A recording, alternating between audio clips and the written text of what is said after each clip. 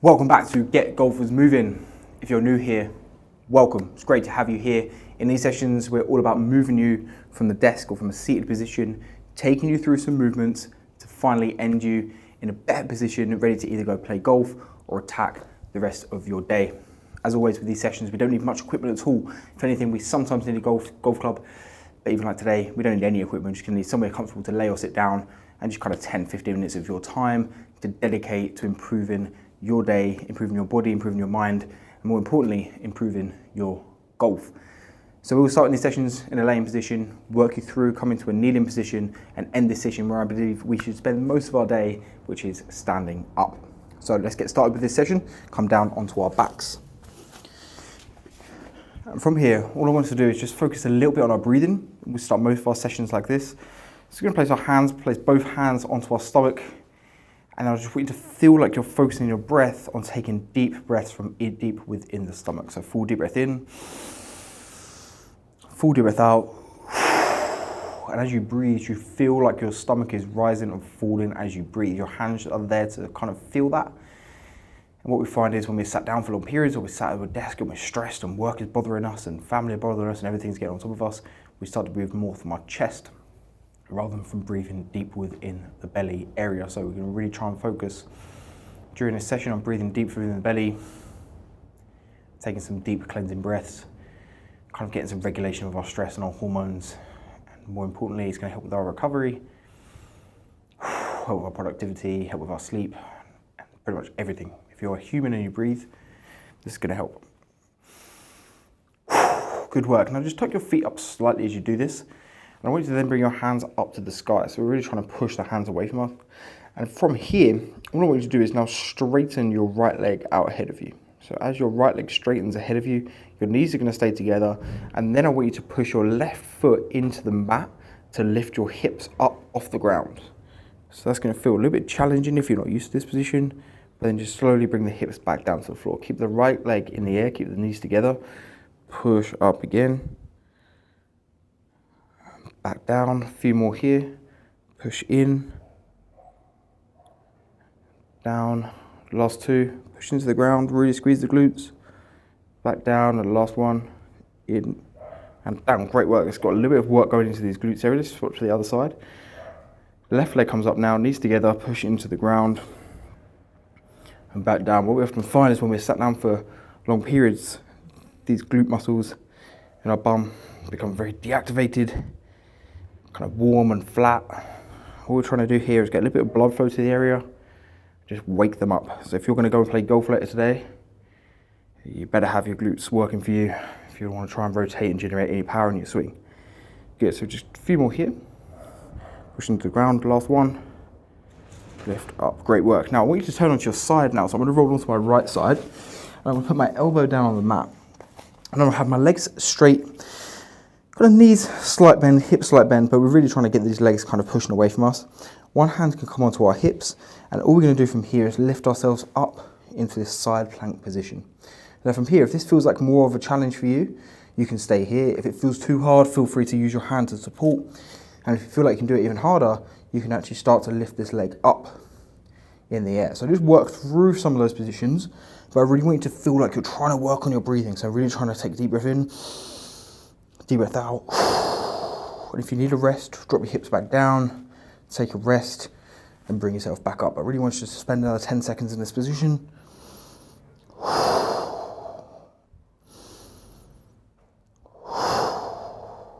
Good work. Let's spin to the other side and do the same again. So we often find here, it's a lot more challenging to take the breath once we need to activate these muscles. So just putting a little bit of challenge in there and waking them up. Let's lift up on this side now. It's just enough input. Don't have to do it for long, but it's just enough input to kind of get these areas woken up, make you feel a lot better for whatever the day has in store for you. Good work. Remember, you can use your hand, you can come down for a rest. 10 more seconds here.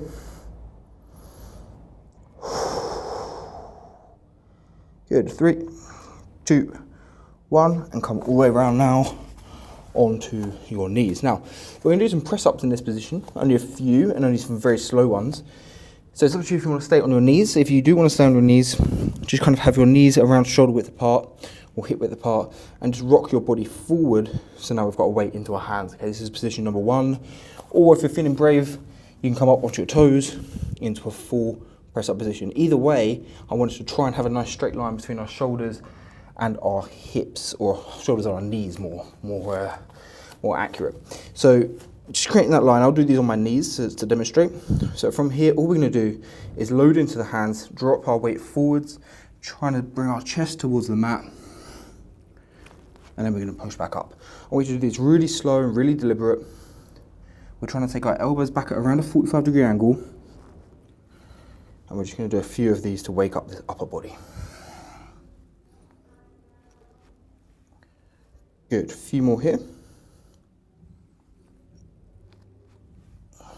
Good, last one. Perfect, that's enough. We're going to spin round. I want you to now come round on your knees, and I want you to have your hips kind of facing me, knees in this way, and just take a few deep breaths here. Good, now we've regained our focus. We're just going to start work a little bit on disassociating the hips from the shoulders. So it's a really important part of the golf swing.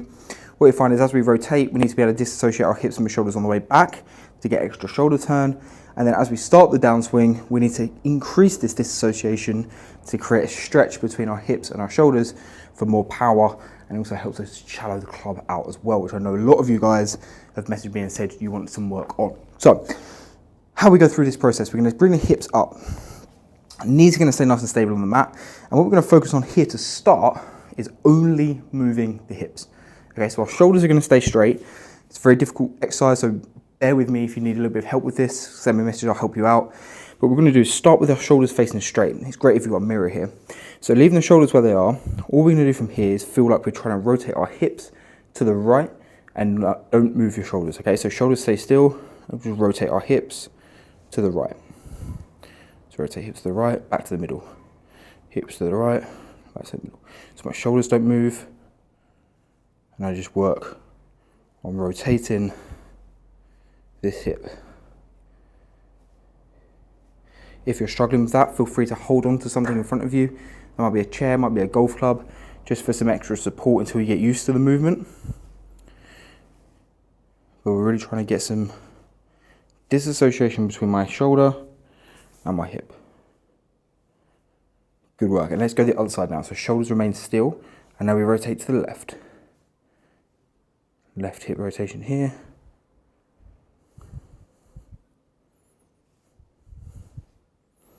Good work. A few more here.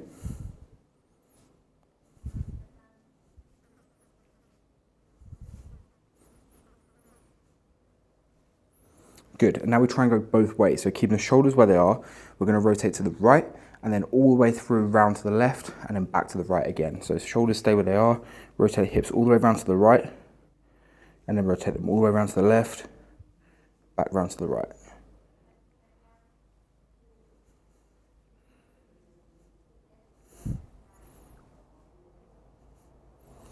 Good work. A few more here.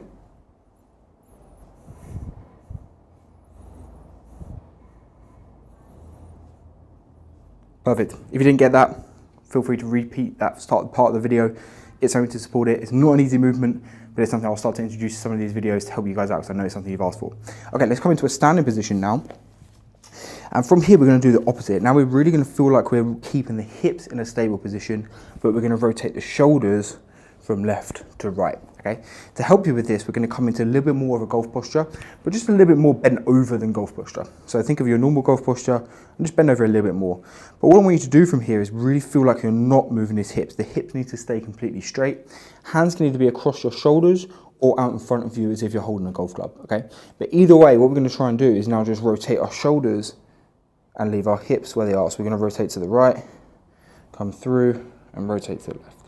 So my hips don't move, and all I'm doing is disassociating my hips from my shoulders. Imagine if you want that you're going to be putting. This is a great way to imagine it. Trying to avoid that hip rock, and you just move the shoulders gently from left to right. So no movement at all in the hips, really keep an eye on that. If you need to get a mirror in front of you to check, you can do that. This is really going to help you when you go and start hitting balls to realise how much importance there is on disassociating the lower from upper valves. Good work, a few more here.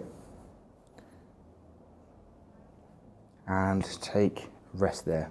Fantastic work, guys. Come all the way back into a standing position. Just do a little bit of work on the neck to finish.